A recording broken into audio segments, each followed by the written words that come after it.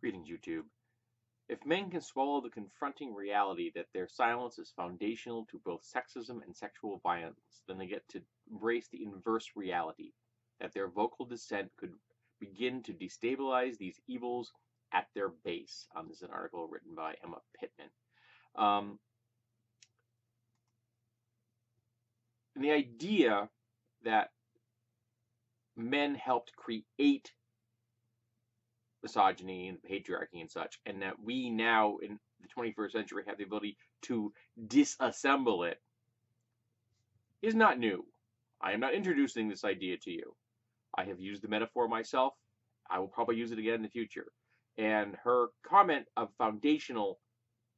foundational nature, to me, really rings true. The idea that it is a construction, a collaborative building process, where no one single man said, you must do this, but they put a brick down, and another man put a brick down, and another man put a brick down, and over the generations created the misogynistic patriarchy that we are still burdened with today.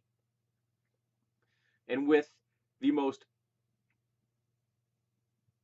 obvious attack on that being the Me Too movement at the moment, I think we're beginning to see how some of the figureheads that men have looked up to in the past are being taken down a notch.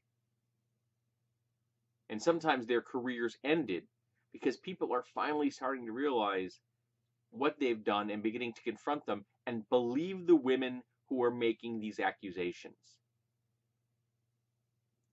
They're beginning to believe that, yeah, that guy right there, he's one of the men that's been putting these bricks in the foundation of this misogynistic sexual patriarchy, of this whole idea of that sexual harassment and sexual assault and the systematic oppression of women is just simply okay. We're just going to ignore that because, well, it's easier for men if they do. But men created this, and we have to disassemble it. We must take it apart brick by brick. I saw a quote the other day from William F. Macy, the actor, a man I have great deals of respect for in his career. I think he's just a gem when it comes to his ability to portray a role. And he said how difficult it is nowadays to be a man.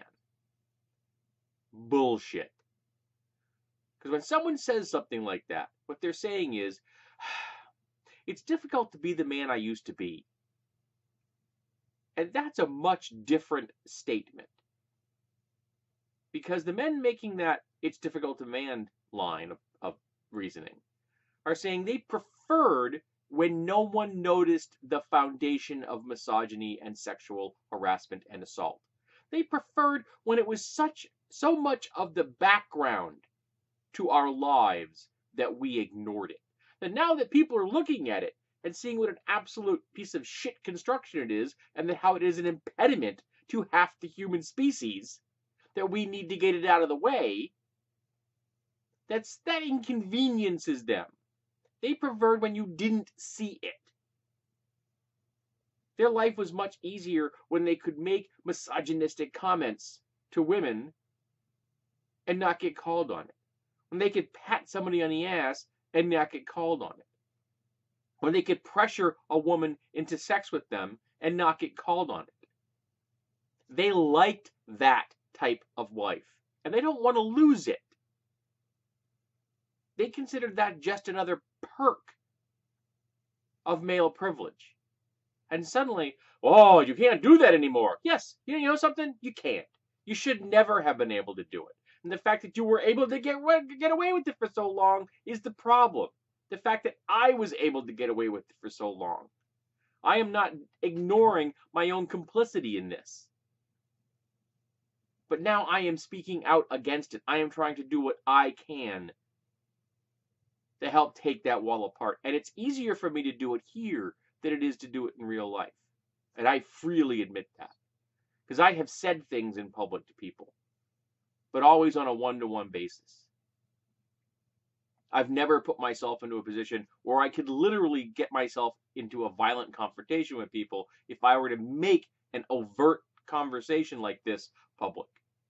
Because I got to tell you, there are men that do not handle it well when you confront them on this. And here on the internet, on my channel, it's easy to make them go away. It's much harder when there's a bunch of them standing next to you. Thankfully, the only people I have to deal with on a regular basis are those I work with. And a lot of the times, I don't talk to them anyway. Most of the guys I work with are white dudes, and I don't want anything to do with white dudes at this point in my life. So I try to support my female coworkers as best I can. And I try here to do what I can in getting a conversation started. I'm not perfect, but I'm trying.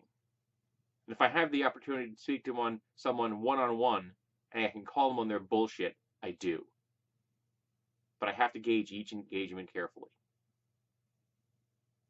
Because some guys don't react well to this kind of crap. They don't want anyone to look at that wall. They don't want anyone to see that foundation. They definitely don't want anybody to take it down. Because that would take away one of the perks of their privilege. And they liked those perks. They like the societal dance that we've been doing for so long that allowed them to continue to have those perks of harassment and assault. And allowed society just to ignore it. Thankfully, the phrase boys will be boys is beginning to fall into disuse. In its place, we have boys will be held accountable.